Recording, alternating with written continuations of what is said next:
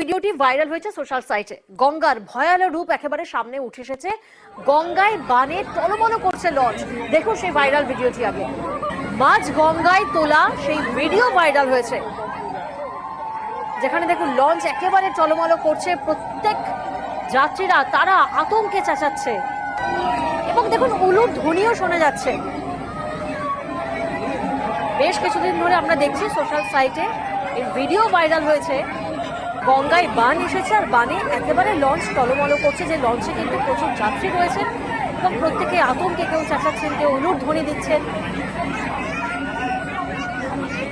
মাঝ গঙ্গায় তোলা এই ভিডিও ভাইরাল। প্রতিনিধি দেবাশিস এই মুহূর্তে আমাদের সঙ্গে রয়েছেন। দেবাশিস, তোমার থেকে প্রথমেই জানার চেষ্টা করবো, এই যে ভিডিও ভাইরাল হয়েছে এটা ঠিক কোথাকার?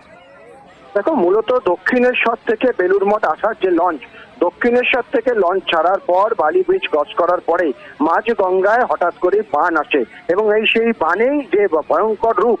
আমরা কিন্তু গঙ্গার পার্শ্ববর্তী এলাকাতে বসবাস করি, সেখানে দাঁড়িয়ে এই ধরনের রূপ কিন্তু আগে সেভাবে কোনোদিনও দেখা যায়নি।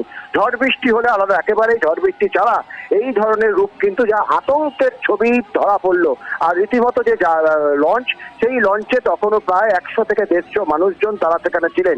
ফলে অল্প বিস্তর এদিক ওদিক হলে সেখানে কিন্তু বড় সড় দুর্ঘটনা ঘটে যেতে পারত এবং যারা এই লঞ্চ চালক তারাও কিন্তু আজ করতে পারেনি। তবে এই ঘটনা প্রকাশ্যে আসার পর থেকে যে বানের বা জোয়ারের টাইম, সেই সময়টি এখন থেকে লঞ্চ চলাচলে কিন্তু নিয়ন্ত্রণ করা শুরু হয়েছে এই ভিডিও ভাইরাল হওয়ার পরে।